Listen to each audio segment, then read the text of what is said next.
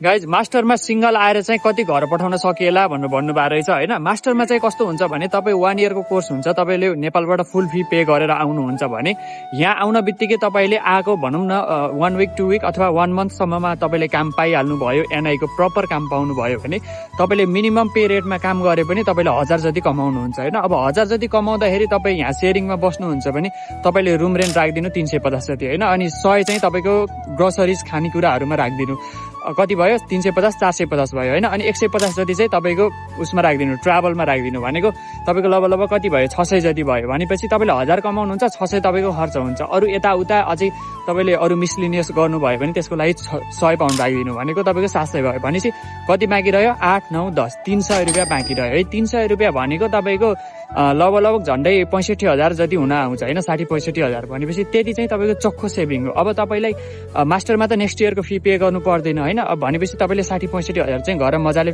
पठाउन सक्नुहुने भयो तपाईँको यहाँको खर्च कटाएर है त। सो त्यही हो, मास्टरमा चाहिँ यति नै हुन्छ, अलिकति बढी हुन पनि सक्छ। अब सेभिङ अलि राम्रो गर्नुभयो, खर्च कम गर्ने बानी छ भने चाहिँ अझै धेरै हुन पनि सक्छ है त।